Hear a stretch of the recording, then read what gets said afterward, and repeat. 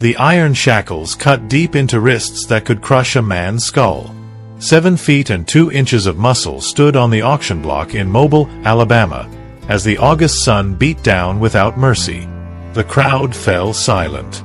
They had never seen a human being this size. Samson didn't look at them.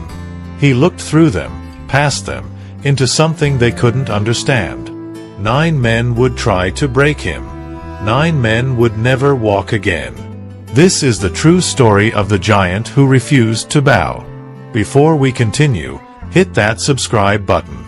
This story gets darker than anything you've heard before, and you won't want to miss what happens next.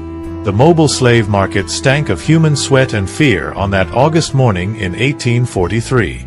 Wooden platforms lined the waterfront where ships from the Caribbean docked weekly, bringing their human cargo. Auctioneer Marcus Thornhill had sold thousands of enslaved people in his 20-year career, but when the cargo door opened on the merchant vessel Deliverance, even he stepped backward. Samson emerged bent nearly double through the doorway. When he straightened to his full height, women in the crowd gasped. Men reached instinctively for weapons they weren't carrying. His skin was darker than the Mississippi mud, stretched tight over muscles that belonged on a draft horse, not a man. Scars crisscrossed his back in patterns that told stories of previous owners who had tried and failed to break his spirit. The chains binding his wrists were naval-grade iron, thick as a grown man's thumb. His ankles bore matching restraints connected by a 2-foot length of chain that forced him to shuffle rather than walk. Despite the restrictions, despite the humiliation of standing half-naked before hundreds of gawking strangers, Samson's eyes burned with something that made seasoned slave traders nervous. Thornhill cleared his throat and began his pitch, but his usual confidence wavered. The giant on his platform wasn't broken. That was a problem. Bidding started at $500, twice the going rate for a prime field hand. Plantation owners from across southern Alabama had traveled to Mobile specifically for this auction. Word had spread about the giant captured in Haiti after killing 3 French colonial soldiers with his bare hands. 600, called a voice from the back. Thomas Whitmore, owner of Whitmore Plantation, pushed through the crowd. He needed strong backs for the expansion of his cotton fields. 700, countered another buyer. The price climbed steadily. 800, 900, $1,000. The crowd murmured. That was enough to buy 3 healthy field hands and still have change for a house servant. Thornhill smiled as the bids continued. He had paid the ship captain $200 for the giant, and now he would make 5 times that profit. But as he looked at Samson standing motionless on the block, a cold finger of doubt traced his spine. The enslaved man's eyes had fixed on Thomas Whitmore, and something in that gaze made Thornhill think of a predator sizing up prey. $1,200. Whitmore's voice cut through the murmurs. Final offer. I'll pay cash today. The other bidders fell silent. $1,200 was fortune money. Thornhill brought down his gavel with a crack that echoed off the waterfront buildings. Sold to Thomas Whitmore of Whitmore Plantation. As workers moved to transfer the chains to Whitmore's custody, Samson finally moved. He turned his head slowly to face his new owner. In the heavy silence that followed, a single word emerged from the giant's throat, deep as distant thunder. Remember. Thomas Whitmore's cotton plantation sprawled across 800 acres of Alabama soil, worked by 147 enslaved people. The overseer position had changed hands twice in the past year. Both previous holders had quit after receiving death threats from enslaved workers who refused to be broken. Whitmore needed someone ruthless. He needed someone who understood that fear was the only currency that mattered. He needed James Rutledge, a man whose reputation for cruelty had spread across 3 states. What Whitmore didn't know was that Rutledge had already heard about the giant. What neither of them understood was that Samson's chains held something far more dangerous than muscle.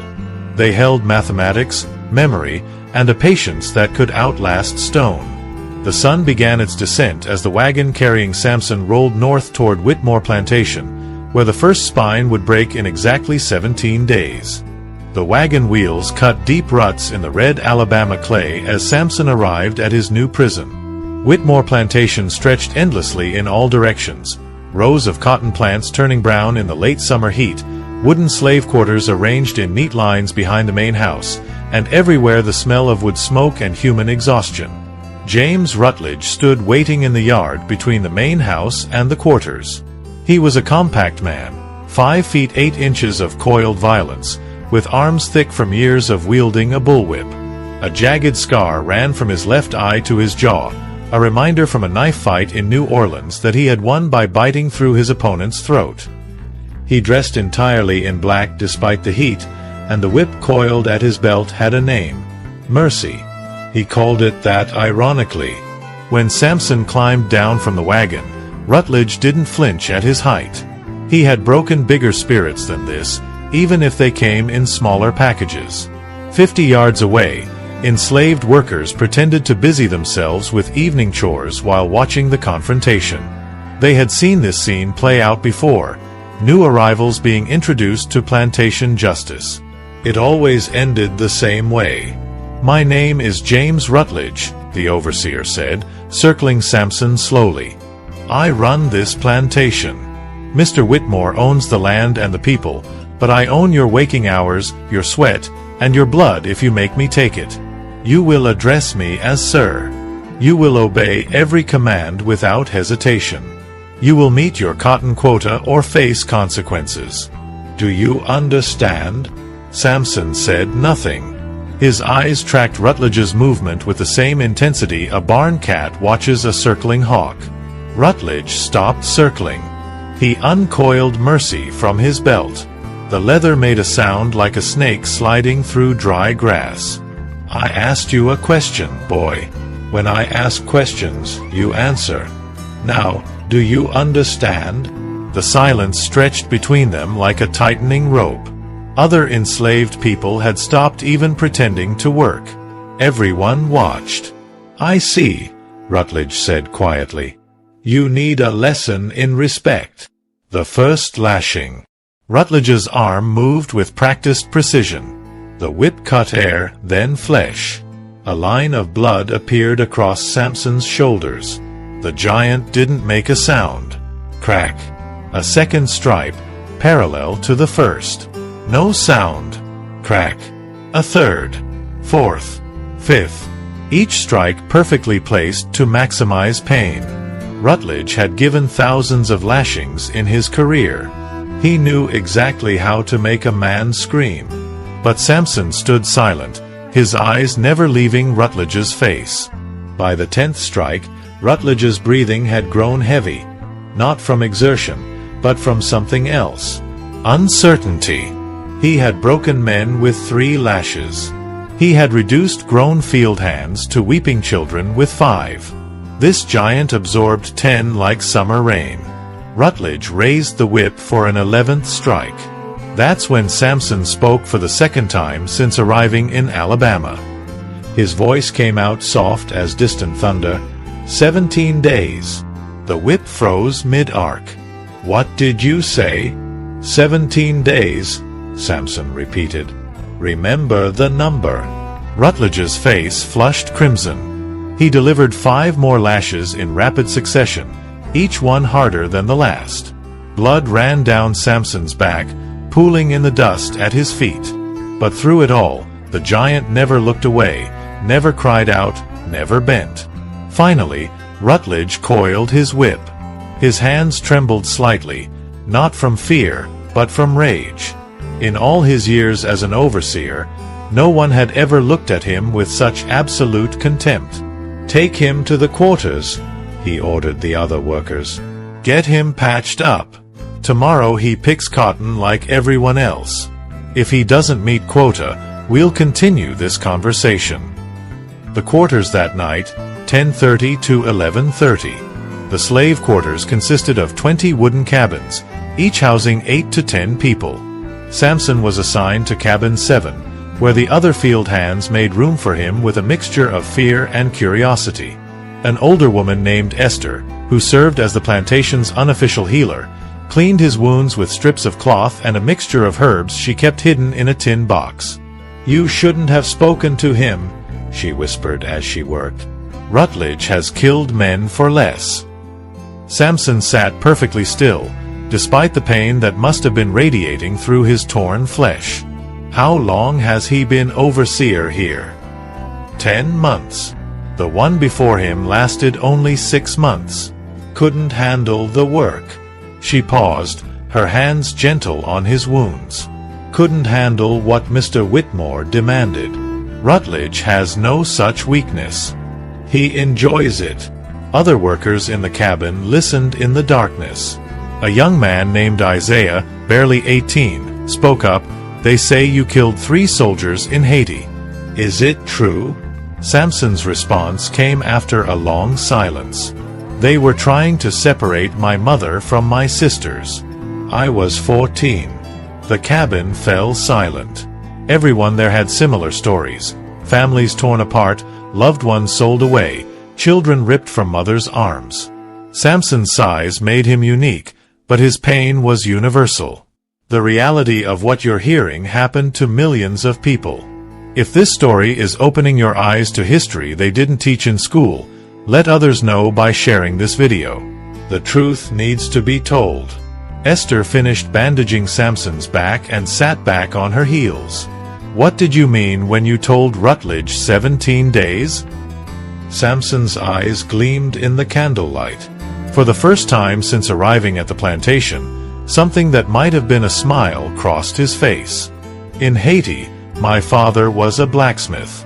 Before the French killed him, he taught me to work metal, and he taught me to count. Not just 1, 2, 3. He taught me mathematics, how to measure, calculate, predict, how to see patterns." "I don't understand," Isaiah said. "Rutledge has a pattern. I watched him while he circled me. He favors his right leg. Old injury, probably. He breathes harder after exertion than a man his size should, weak lungs. He holds his whip in his right hand but reaches for his knife with his left. That means his dominant hand isn't as strong as it should be. He's hurt it recently." "So?" another voice asked from the darkness. Samson's smile widened, though there was no humor in it. "So I can calculate exactly how long it will take for his patterns to create an opportunity. 17 days from now, the moon will be in the right phase. The cotton will be at the right height. He will make his usual rounds at the usual time. And his patterns will intersect with mine." "You're planning to run," Esther breathed. "No," Samson said. "Running is what they expect. I'm planning something they can't predict because they don't think we can think. They see muscle and dark skin and chains. They don't see mathematics." In the darkness of Cabin 7, 8 enslaved people listened as a giant explained how he would break his first overseer. Not with rage, not with strength, but with the one thing the system never expected from people it considered property: superior intelligence. The cotton fields waited in the darkness beyond the cabin walls, and in 17 days, they would witness something that would change Whitmore Plantation forever. The bell rang at 4:30 in the morning, as it did every day except Sunday. Samson woke in the darkness of Cabin 7, his back screaming from the previous day's lashing. Around him, other workers stirred, bodies exhausted from yesterday's labor preparing for today's suffering. By 5 o'clock, 147 enslaved people stood in rows before the cotton warehouse where James Rutledge distributed picking sacks. Each sack had a name written in chalk on a small slate attached to it. Each slate showed yesterday's weight and today's quota. The mathematics of slavery, written in numbers that determined who would eat and who would bleed. Rutledge stood on a wooden platform so he could see every face. Daily quota is 200 pounds per person. Anyone who comes up short answers to me personally. Anyone who exceeds quota gets an extra ladle of stew at dinner. Anyone who refuses to work loses their food entirely. He paused, his eyes scanning the crowd until they found Samson. "We have a new worker today." He's a big boy, so his quota is 300 pounds. I trust that won't be a problem. Samson took his sack without expression. The cotton-picking bag was designed for someone 6 feet tall at most. On him, it looked like a child's toy. But he slung it over his shoulder and followed the others into the field as the first rays of sun broke over the horizon. Cotton stretched in every direction, plants heavy with bowls ready for harvest. The work was simple but brutal. Grab the cotton boll, pull it from the plant without damaging the stem, drop it in your sack, move to the next plant. Repeat, repeat, repeat. From sunrise to sunset, bent double, fingers bleeding from the sharp edges of the dried bowls, back screaming, arms aching. For the average picker, 200 pounds meant harvesting approximately 400 bowls per hour for 12 hours. It meant your fingers became mechanical extensions of your will, moving faster than thought, picking until you couldn't feel your hands anymore.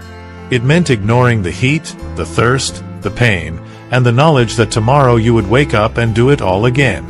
Samson began picking. His massive hands moved with surprising delicacy, plucking cotton without damaging the plants. But he worked slowly, deliberately slowly. By noon, his sack was barely 1/3 full. Other workers glanced at him nervously. They knew what was coming. Rutledge made his rounds on horseback, checking the progress of his workers. He carried a leather ledger where he recorded weights and made notes about who would face punishment. When he reached Samson's row, he dismounted and walked through the cotton plants to where the giant picked. "Show me your sack." Samson straightened to his full height, dwarfing the overseer. He held out the picking bag. Rutledge grabbed it, hefted it, and his face darkened. "This is maybe 60 pounds. You need 240 more before sunset. You're not even trying." "The work is new," Samson said carefully. "Tomorrow will be better. Tomorrow." Rutledge's hand moved to his whip. "You think you can negotiate with me? You think you can decide when you work hard and when you don't?" A crowd was forming. Workers from adjacent rows had stopped picking to watch. They had all been in Samson's position before, falling short of quota, facing Rutledge's wrath, learning that resistance only made things worse. They watched the giant to see if he was truly different or just another man who would break. Rutledge uncoiled mercy. "Strip off your shirt. You're going to learn what happens to lazy workers on this plantation." Samson didn't move. His eyes fixed on something beyond Rutledge's shoulder, calculating, measuring, planning. "I will meet my quota," he said.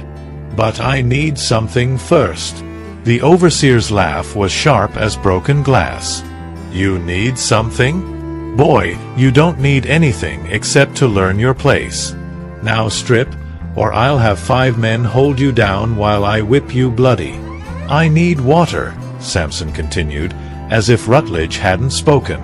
"The other workers have buckets at the end of each row. I have nothing. Give me water, and I'll pick 300 pounds before sunset." Rutledge's face flushed crimson. Several workers held their breath. No one negotiated with James Rutledge. But after a long moment, the overseer's lips twisted into something resembling a smile. "Fine. You want water? You'll have water. But if you come up even 1 pound short of 300, I'll give you 50 lashes instead of 10. Do we have a deal?" "We have a deal," Samson said. A bucket of water appeared at the end of Samson's row, brought by a house servant who looked at the giant with wide, fearful eyes. Samson drank deeply, then returned to picking. But something had changed. His hands moved faster now, not frantically, but with mechanical precision. He had been studying the other pickers all morning, watching their techniques, calculating the most efficient method.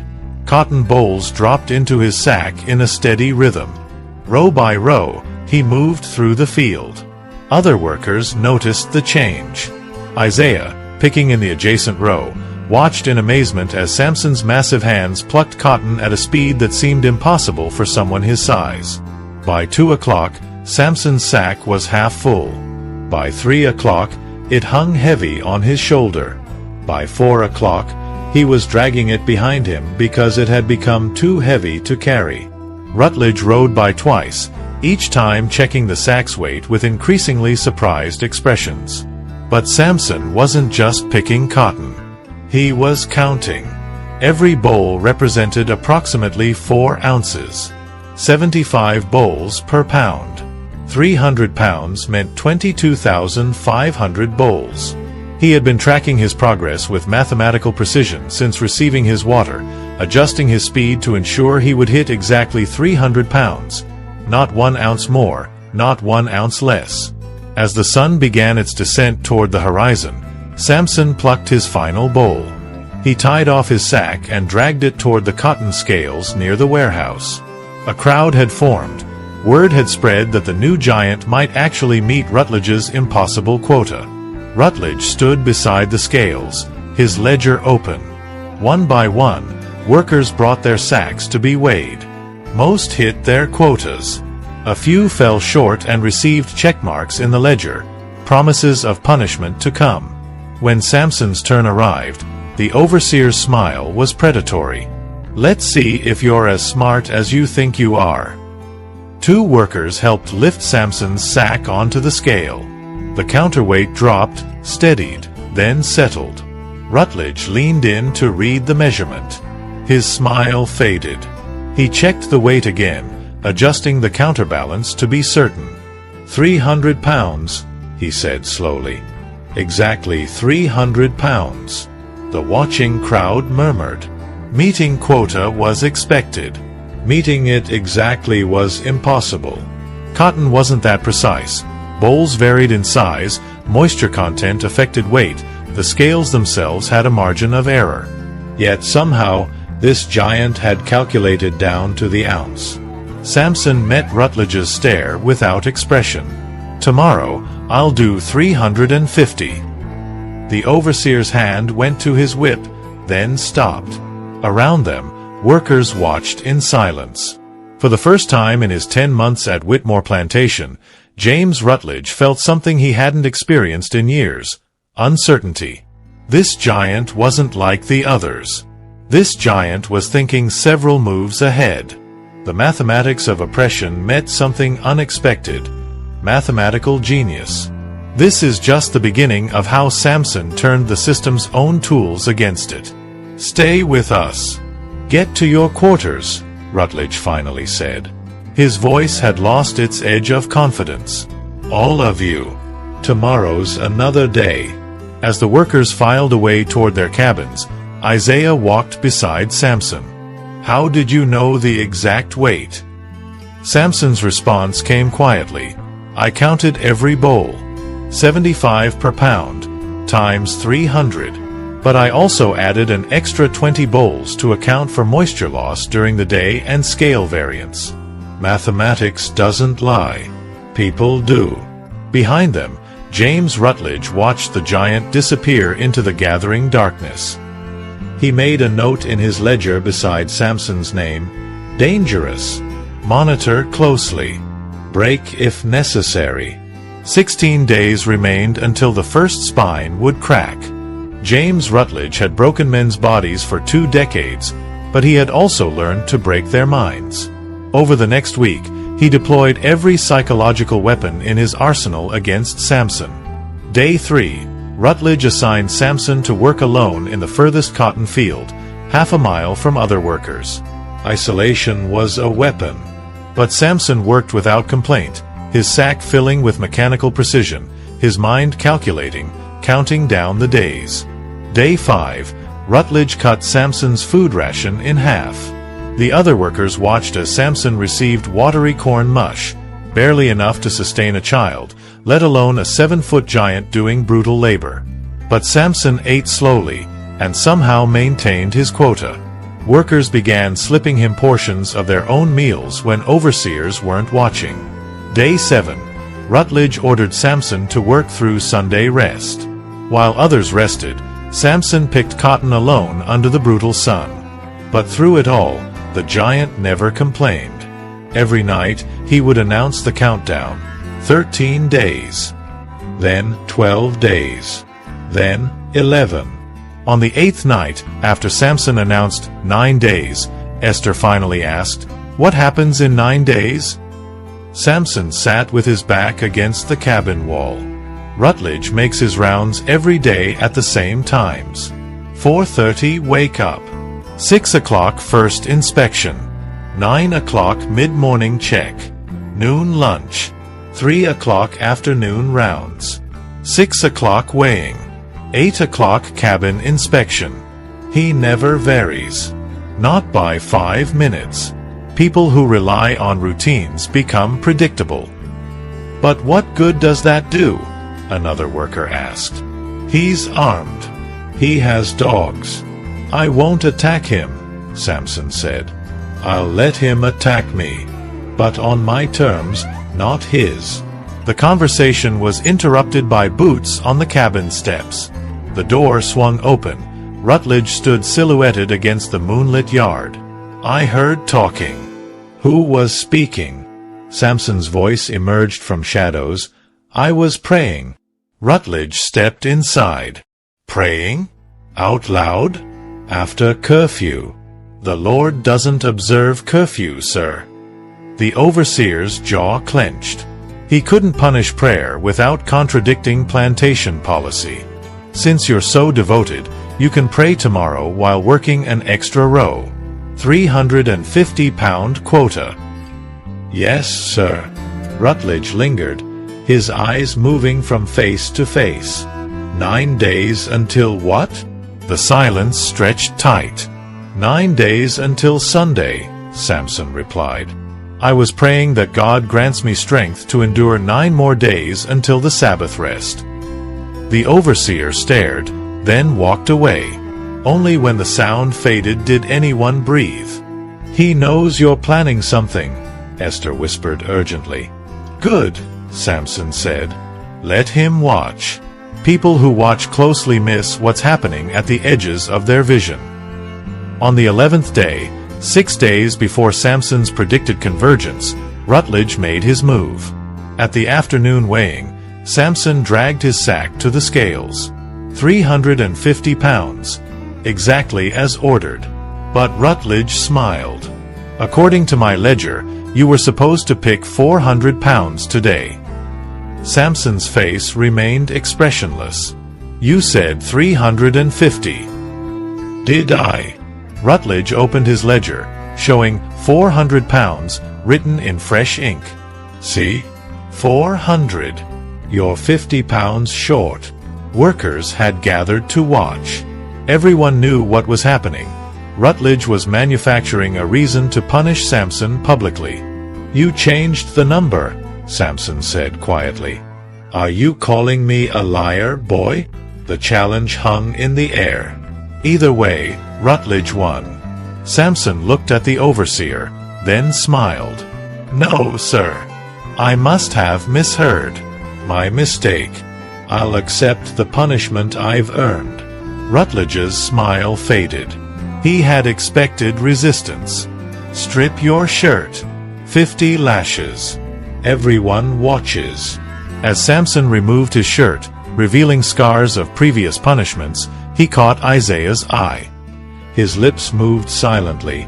5 days. The first lash fell. Samson didn't make a sound. By the 20th, watchers had turned away. By the 30th, Esther wept openly. By the 40th, even overseers looked uncomfortable. By the 50th, Rutledge was breathing hard, his weak lungs struggling. The giant hadn't broken, hadn't screamed, hadn't begged. "Get him cleaned up," Rutledge ordered, his hands trembling. "Tomorrow's quota is 400 pounds.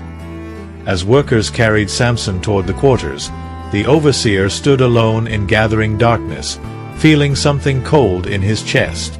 Not guilt, but uncertainty. He might have misjudged his opponent.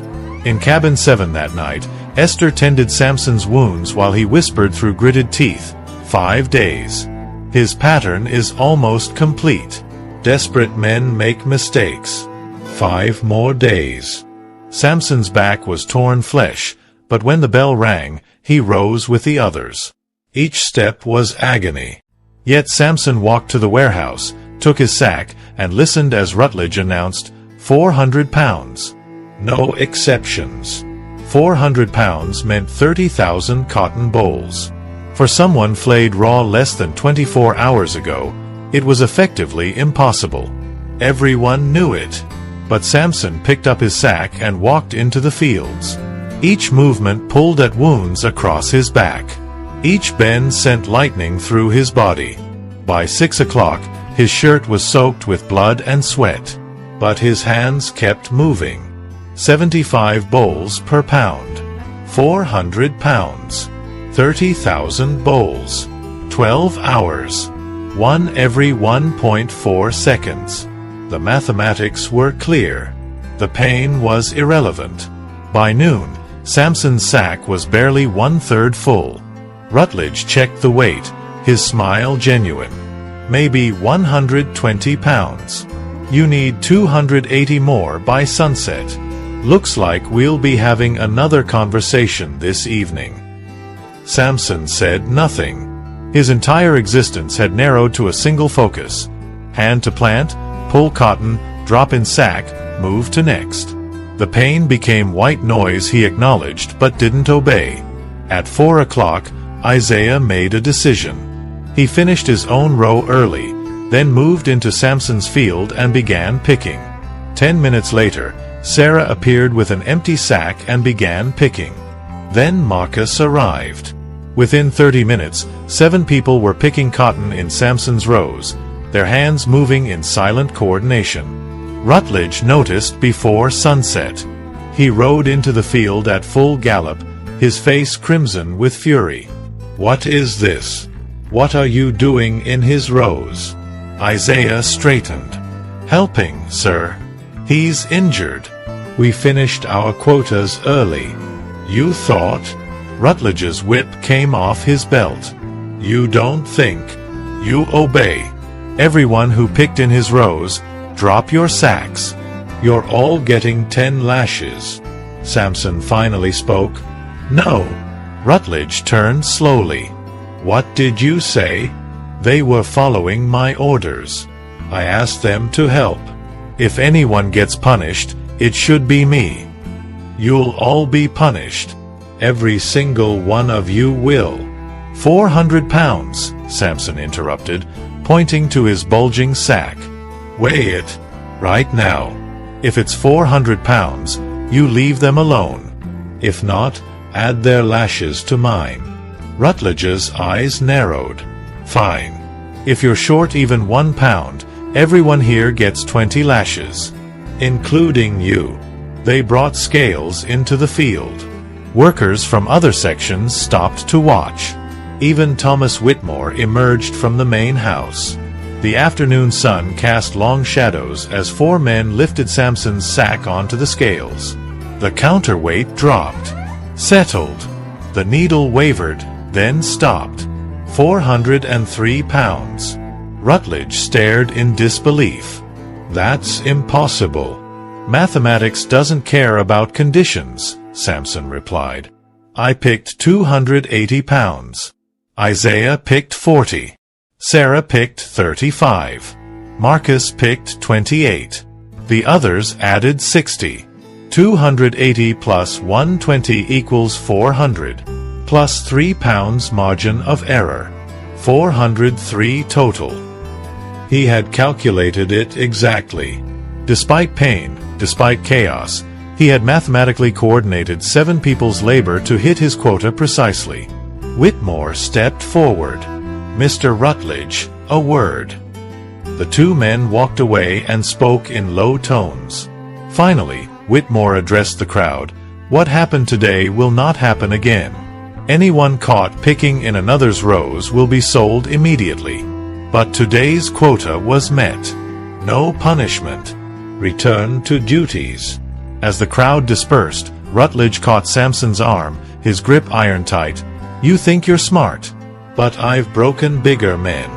Whatever you're planning for 4 days from now, I'll be ready." When it comes, I'll make sure it's the last thing you ever do." Samson looked down at the overseer, and for the first time, his expression showed pity. "4 days, sir. Remember the number." That night, as Esther tended wounds that should have killed a normal man, Samson whispered, "4 days. He's watching me now. Watching closely. Exactly as planned. When you want to hide something, you make people look directly at it. They see what they expect and miss everything else." "What are they missing?" Isaiah asked. Samson's smile was visible in dim candlelight. "They're watching me. No one's watching him." Samson worked his quotas for 3 days without incident. 300 pounds each day. Not a bowl more, not less. His wounded back slowly healed. The plantation settled into brutal routine, but beneath the surface, tension grew. Rutledge increased surveillance. He rode through fields every hour instead of every 3.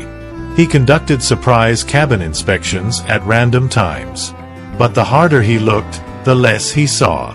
The network around Samson operated in silence, in glances, in moments too brief to catch.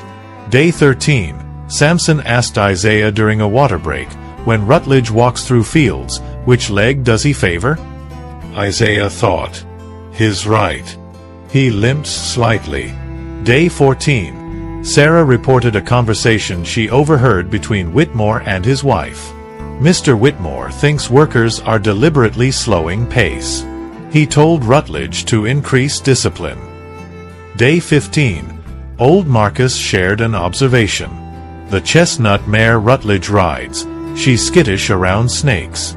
Last week, a garden snake crossed the path and nearly threw him." Samson absorbed each piece without comment.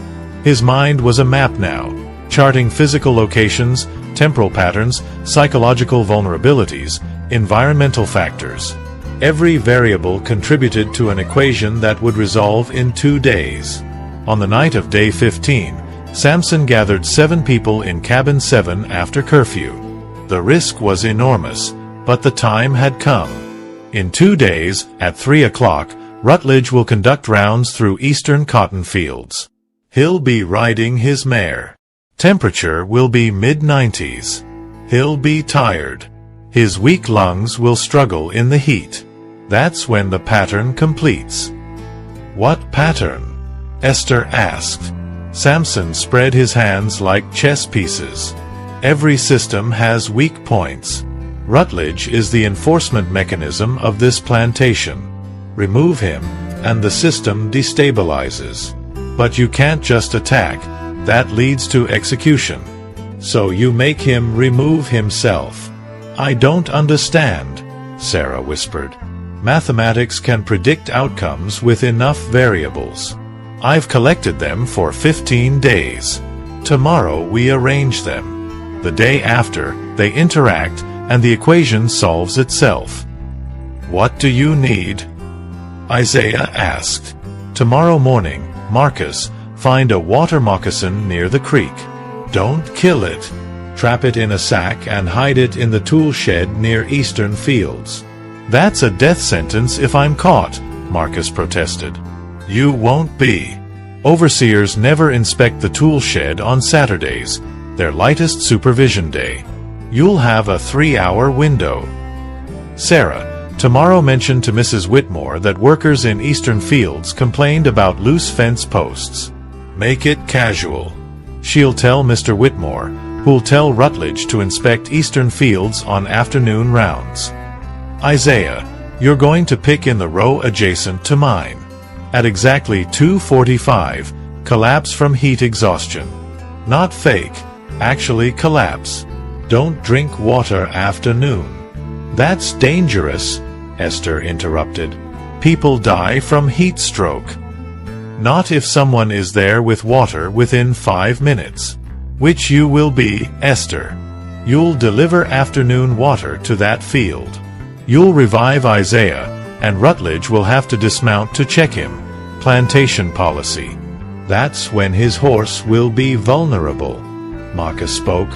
You're going to spook his horse with the snake. Yes. His right knee is weak. A fall from horseback onto that knee could injure him severely, possibly permanently. Day 16. The execution, 28:40, 30:00. Saturday dawned hot and humid. By 9 o'clock, temperature had climbed to 92 degrees. By noon, 97. Marcus found his water moccasin at 11:30. 4 feet long, brown and thick, with a distinctive flat head marking it as one of Alabama's most dangerous serpents. He trapped it and carried it to the tool shed. Not a single overseer looked his direction. He hid the sack beneath old cotton sacks and walked away, heart hammering but face calm. Sarah spoke with Mrs. Whitmore at 12:15, mentioning loose fence posts in the exact casual tone Samson had coached. Mrs. Whitmore thanked her and immediately told her husband. Whitmore summoned Rutledge at 12:30 and ordered him to inspect eastern field fences during afternoon rounds. By 2 o'clock, all pieces were in position. Samson worked his row. Isaiah worked adjacent, deliberately not drinking since noon despite brutal heat. Esther prepared water buckets. Marcus worked close enough to see but far enough to avoid suspicion. At 2:15, Isaiah began feeling symptoms: dizziness, confusion, fatigue. At 2:30, he collapsed exactly as planned, because the mathematics of dehydration and heat were as reliable as any physical law. Esther saw him fall. She ran with water, calling for help. Workers converged. Someone fetched the overseer. At 2:45, Rutledge arrived on his mare. He dismounted to check Isaiah, annoyance on his face. Another weak worker. Too lazy to drink properly. While Rutledge examined Isaiah, Samson moved with precision. He walked to the tool shed, ostensibly for more equipment, and retrieved the burlap sack. The moccasin inside was agitated from hours in heat. Samson carried it back, timing his approach to coincide with Rutledge remounting. "Mr. Rutledge, sir, I found something you should see." The overseer, back in his saddle, turned. "What is it, boy?" "A loose fence post. Just like Mr. Whitmore wanted you to inspect. Dangerous. Looks like it might collapse." Rutledge urged his horse toward Samson, irritation clear. "Show me." Samson walked toward fence 20 feet away. Rutledge followed. They reached the fence, and Samson pointed to a perfectly secure post. "This one, sir." "That post is fine." "Are you wasting my time?" "My mistake. Must have been this one." Samson moved along the fence, leading Rutledge's horse further from other workers. When isolated, Samson made his move. In one fluid motion, he opened the sack and flung the water moccasin toward ground directly in front of the mare. The snake landed coiled and ready. Its triangular head rose, detecting the massive warm creature above. The mare saw the serpent and reacted with pure terror. She reared violently, screaming, her hooves pawing air.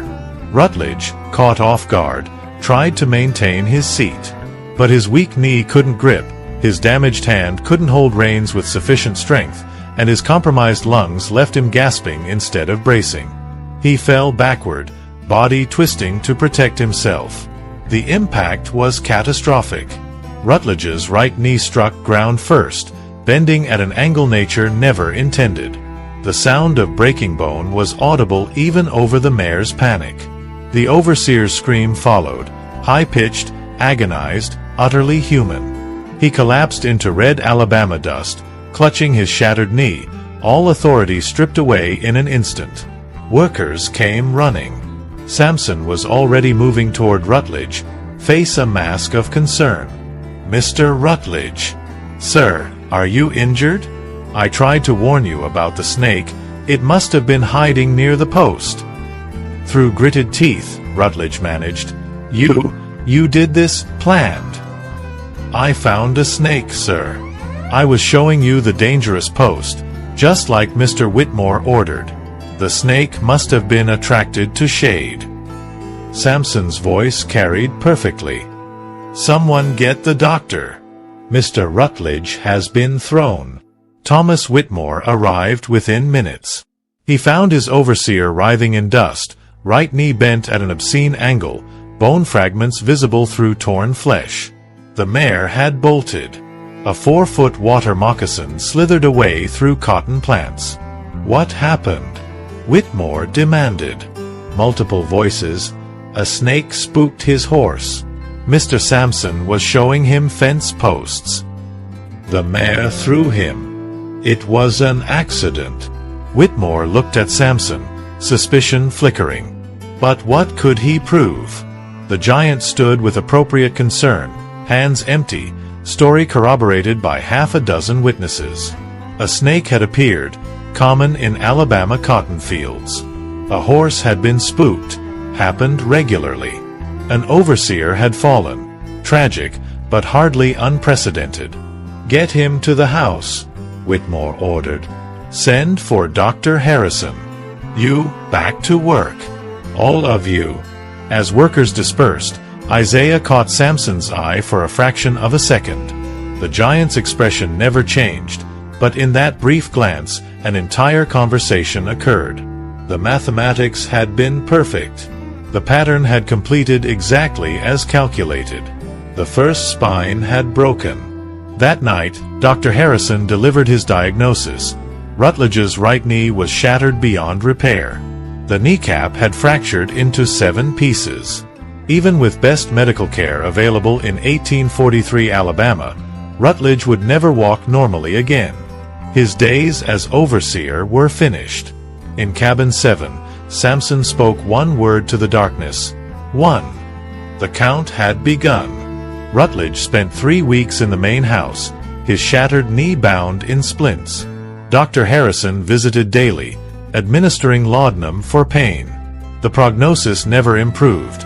Rutledge would walk with a cane for life, in constant pain. Whitmore needed a replacement immediately. 800 acres didn't oversee themselves. Word went out. Whitmore Plantation required an experienced overseer, top wages, immediate start.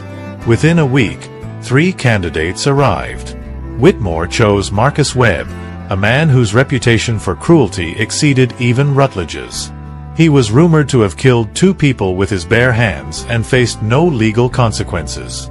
Webb started on a Tuesday morning, exactly 25 days after Rutledge's fall. The plantation's population watched him with careful eyes, measuring, calculating, waiting. Marcus Webb was 6 feet tall, 220 pounds of muscle, with a face carved from granite. He carried 2 weapons, a bullwhip called Discipline, and a loaded pistol he made no effort to conceal.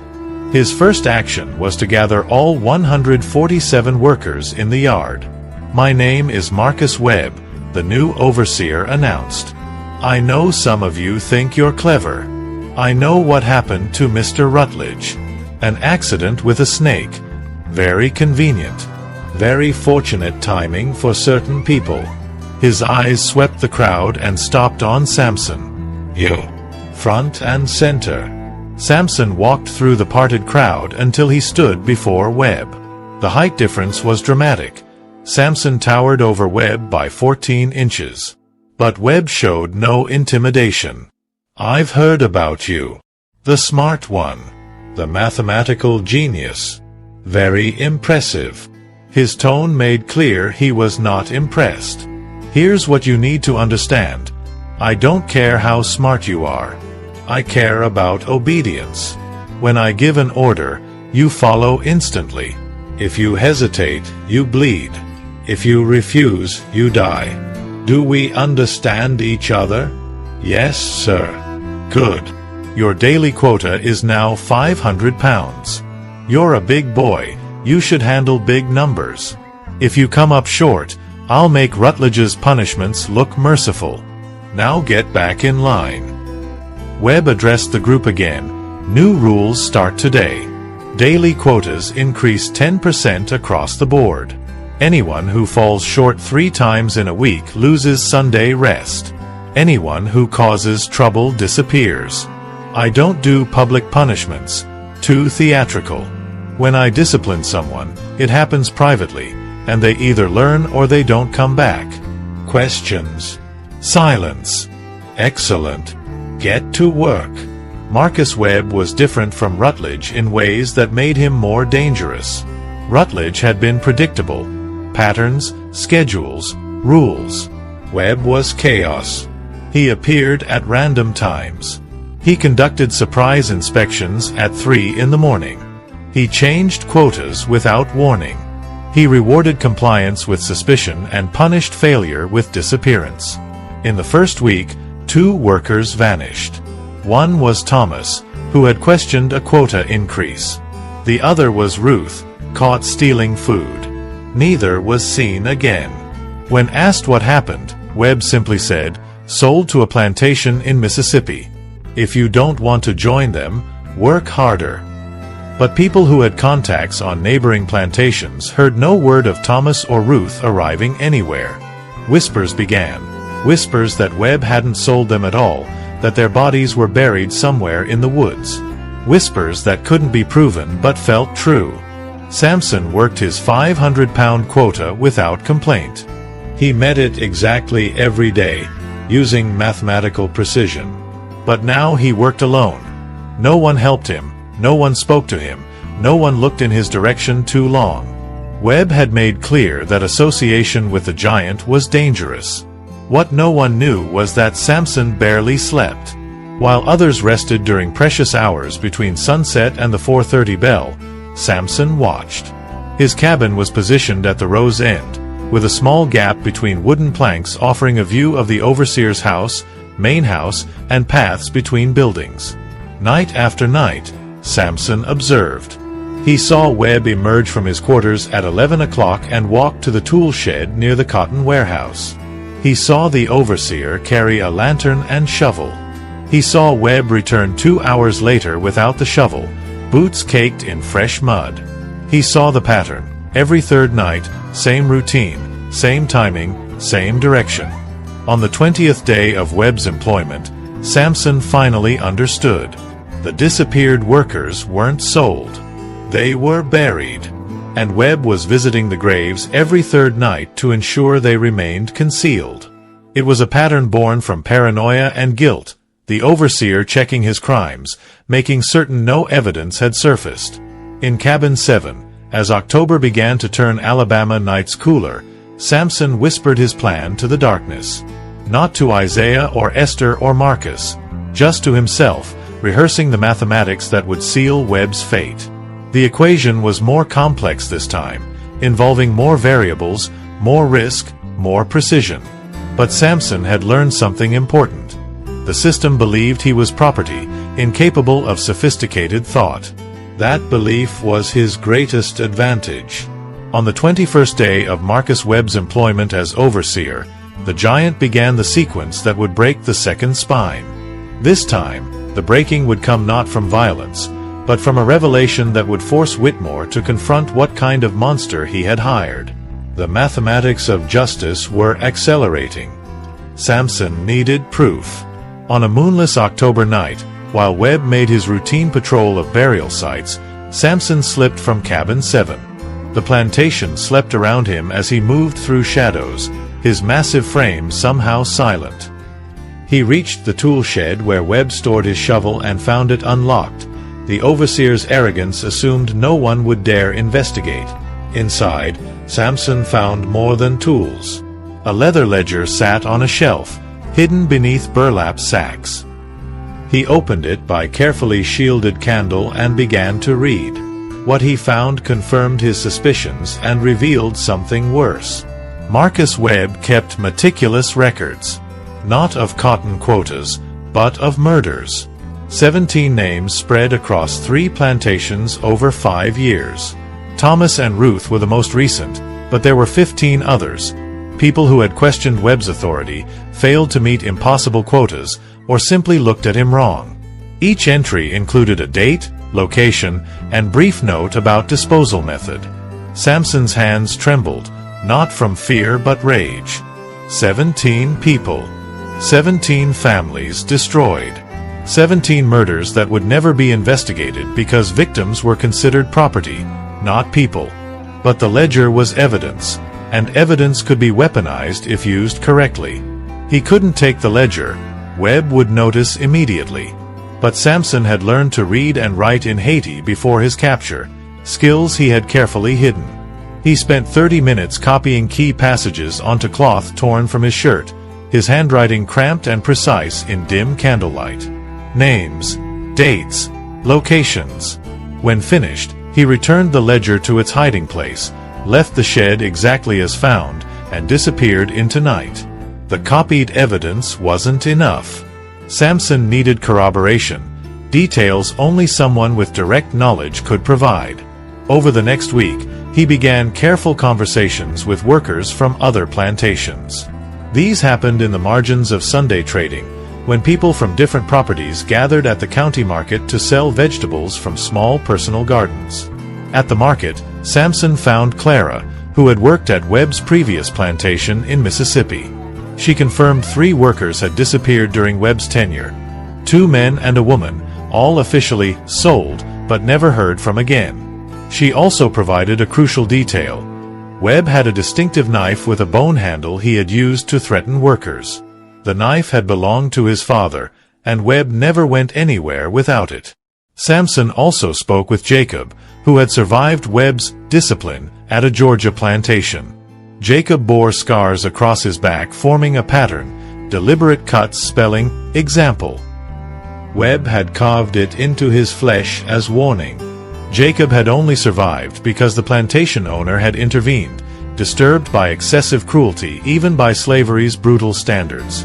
Each piece of information was a variable in Samson's equation. He was building a case not for a legal system that would never prosecute a white man for killing enslaved people, but for a different trial, one that would take place in Thomas Whitmore's ledgers and conscience. Because while Whitmore profited from human suffering, he was also a businessman. And Marcus Webb represented a liability that could destroy everything Whitmore had built. Samson needed an intermediary, someone who could bring information to Whitmore without raising suspicions about the source. He chose Sarah, the house servant who had helped with the Rutledge operation. She had access to Whitmore's study, his correspondence, and most importantly, his ear. On a cold November morning, Samson gave Sarah the cloth containing copied ledger entries. He explained exactly what she needed to do and when. The timing had to be perfect. If Webb discovered the leak before Whitmore could act, everyone involved would die. Sarah waited until a Tuesday afternoon when Whitmore was reviewing account books in his study. Webb was making rounds in eastern fields, miles from the main house. Sarah entered to deliver afternoon tea and deliberately dropped the tray. As she apologized profusely and cleaned the mess, she accidentally left the cloth near Whitmore's desk, partially hidden beneath papers where he would find it within the hour but not immediately suspect it had been planted. Whitmore discovered the cloth at 4 o'clock. He read the cramped handwriting once, then again, his face growing increasingly dark. He summoned his wife and asked if anyone had entered his study. She confirmed only Sarah. Whitmore called for Sarah and questioned her sharply. The house servant maintained perfect composure. She had found the cloth in laundry and assumed it was Mr. Whitmore's handkerchief, so she returned it to his study. She apologized for not mentioning it directly.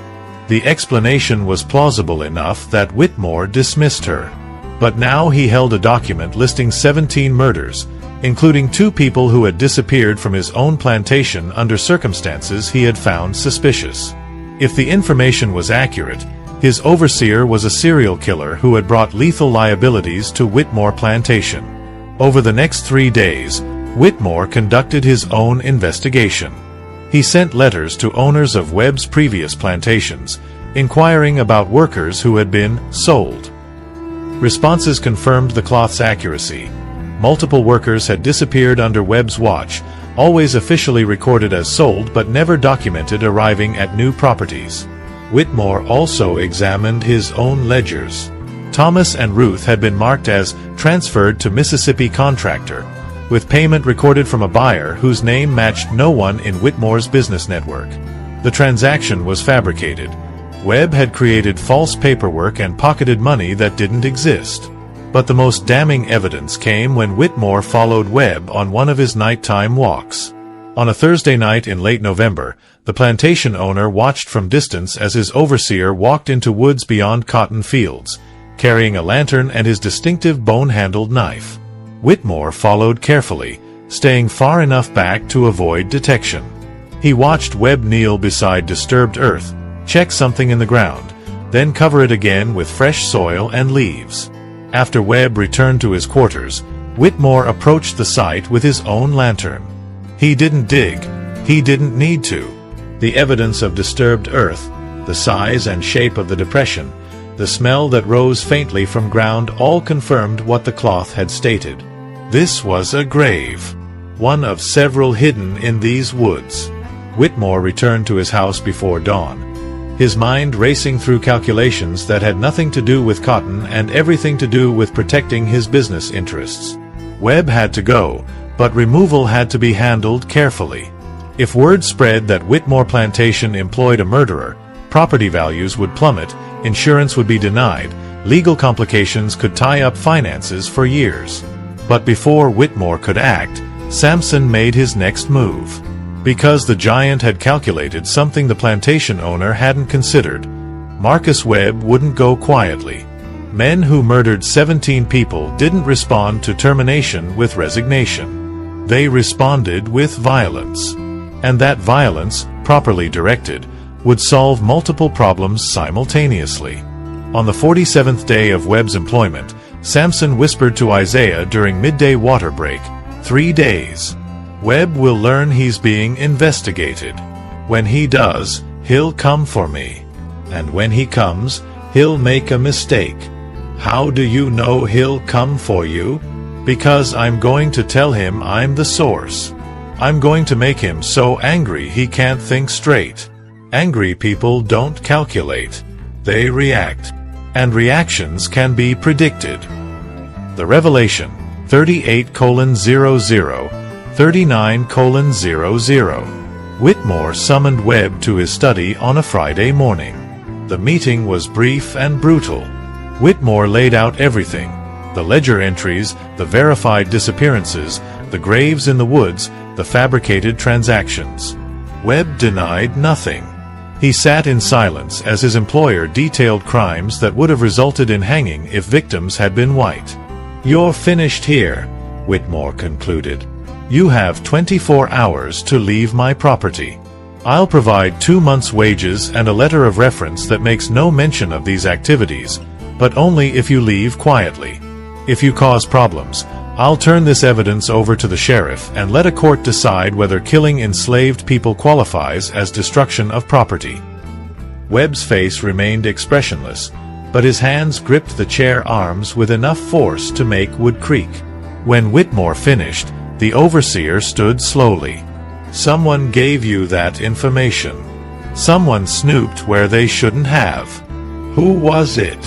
That's not your concern. It's very much my concern.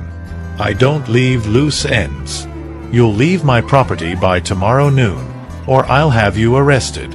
That's not negotiable." Webb walked toward the door, then paused. It was the giant, wasn't it? Samson.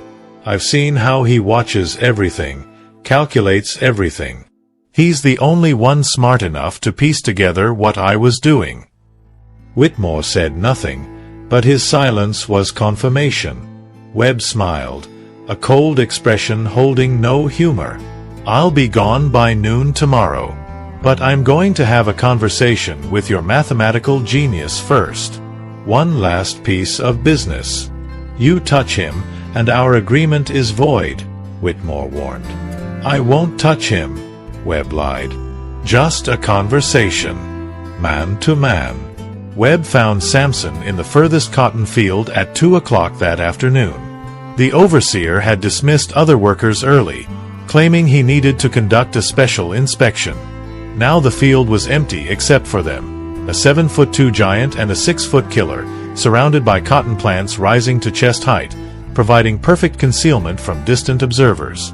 "You're a clever boy," Webb said conversationally as he approached. His right hand rested on the pistol at his belt. His left gripped the bone-handled knife. "Clever enough to find my ledger. Clever enough to copy it. Clever enough to get it to Whitmore without revealing your involvement. Very impressive." Samson stood motionless, his picking sack half full beside him, his massive hands empty. "I don't know what you're talking about, sir. Don't insult me with lies. We both know what you did. I respect it, actually. Takes real intelligence to expose someone like me. But here's the problem. I can't let you live. You're the only witness who can connect me to those graves. Once you're gone, it's just Whitmore's word against mine, and he won't risk the publicity of a trial." "Mr. Whitmore told you to leave," Samson said carefully. "If you kill me, you'll hang." Webb laughed. "Will I? Who's going to testify against me? The enslaved workers who saw me visit this field? They can't testify in court. The law doesn't allow it. Whitmore, who specifically let me go with a reference letter. He becomes complicit if he admits he knew about murders and did nothing. No, boy. I can kill you right here, bury you in those woods with the others, and be in Mississippi by Sunday. No one will stop me." He drew his pistol. "Turn around. I'll make it quick. That's more mercy than you've earned, but I don't enjoy suffering. I'm practical about killing." Samson didn't turn. Instead, he took one step forward. "You made 3 mistakes." Webb's finger tightened on the trigger. "Really? What mistakes?" "First, you assumed I worked alone. I didn't. Second, you assumed this field was empty. It's not. Third, you assumed I was afraid of you. I'm not." Thomas Whitmore emerged from cotton plants 20 feet to Webb's left, a rifle raised to his shoulder. Sheriff Benjamin Crawford appeared to Webb's right, also armed. Behind Samson, 2 deputy sheriffs stepped into view. The overseer was surrounded, and his pistol, still pointed at Samson, became evidence of attempted murder. "Put the gun down, Webb," Sheriff Crawford ordered. Slowly. Webb's face cycled through emotions: surprise, anger, calculation. He was trapped. But men who had killed 17 people didn't surrender easily. His pistol swung toward Whitmore instead of Samson. "If I'm going to hang anyway." Samson moved with shocking speed. His massive hand clamped onto Webb's wrist, squeezing with enough force to shatter bone. The pistol fired, but the shot went wild, burying itself in cotton plants. Webb screamed and tried to bring his knife around with his left hand, but Samson's other hand caught that wrist too.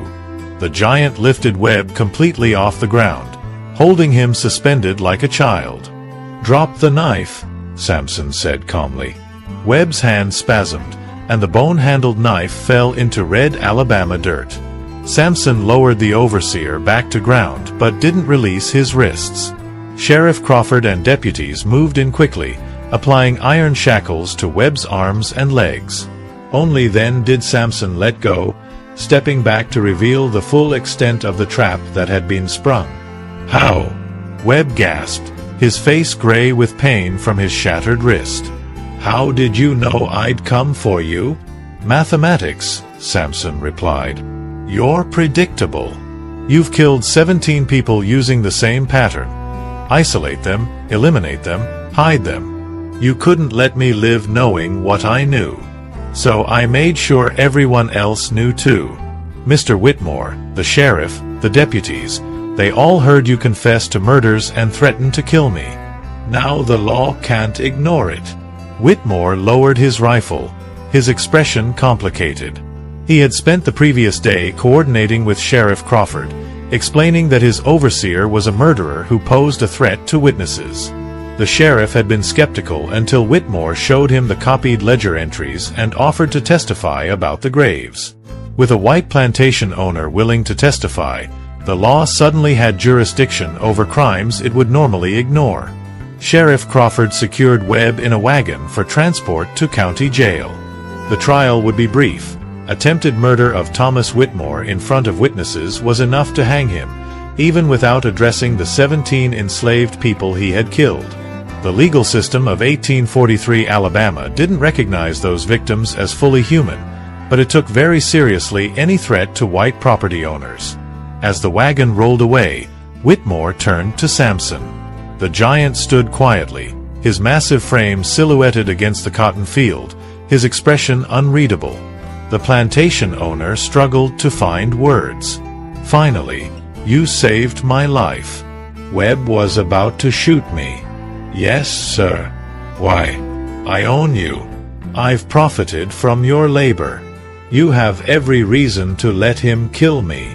Samson met Whitmore's eyes for a long moment. "Because you're predictable, and predictable people can be calculated." Mr. Webb was chaos. Chaos can't be predicted or controlled. Between the two of you, you were the better mathematics. And besides... He paused, something that might have been a smile crossing his face. "I need 7 more. 7 more what?" "Overseers, sir. You said I broke 9 men's spines before turning 25. I'm 22 now. Mr. Rutledge was number 1. Mr. Webb is number 2. I have 7 more to go in 3 years." Whitmore stared, unsure whether Samson was joking or deadly serious. The mathematical precision, 7 more, 3 years, 25 years old, suggested careful planning. But the slight smile suggested something else. Perhaps both were true. That night in Cabin 7, Samson announced to the darkness, 2. The count continued. Marcus Webb was hanged 3 weeks later in front of the courthouse in Mobile, Alabama. His last words were allegedly, "Watch out for the giant." The warning fell on deaf ears. Whitmore hired a new overseer named Patrick Sullivan, who promised to run a more humane operation. Sullivan lasted 18 months before his own spine broke in a cotton gin accident that was investigated and ruled purely coincidental. The mathematics of revolution continued their inexorable progression, and Samson's legend began to grow beyond the boundaries of a single plantation. By summer 1846, Samson had turned 25. True to his prediction, 9 overseers had suffered catastrophic spine or spine-related injuries at Whitmore Plantation or neighboring properties where Samson's influence had spread. The list read like a medical textbook of vertebral trauma. James Rutledge, shattered knee leading to spinal complications. Marcus Webb, hanged, cervical spine severed. Patrick Sullivan, crushed vertebrae in cotton gin accident. David Morrison, fell from warehouse roof onto lower back. William Hayes, trampled by spooked horses, multiple spinal fractures. Charles Dunmore, mysterious paralysis after drinking contaminated water. Robert Ashford, thrown from wagon, cervical fracture. Joseph Sterling, attacked by wild boar that inexplicably invaded plantation grounds. Michael Prescott, simply disappeared one night, his body never found but his spine-embossed journal discovered in woods, suggesting he understood what fate awaited and fled. Each incident was investigated. Each was ruled accidental or unexplained. In every case, Samson had an airtight alibi. He was in fields, surrounded by witnesses, picking cotton with mathematical precision. But the pattern was undeniable. Any man who became overseer at Whitmore Plantation faced a mysterious catastrophic fate. Whitmore found himself unable to hire overseers. Word had spread through Alabama's plantation networks. Whitmore's giant was cursed, or blessed, or something supernatural. Men refused the position despite generous wages. Those who did accept lasted days or weeks before inventing excuses to leave. The plantation's management structure collapsed, and Whitmore was forced to supervise operations personally. Something unexpected happened as Whitmore struggled to manage without overseers. Productivity increased. Without constant threat of brutal punishment, Without psychological warfare and arbitrary cruelty, workers at Whitmore Plantation found themselves operating under a slightly less oppressive system. Whitmore, motivated purely by profit rather than moral awac.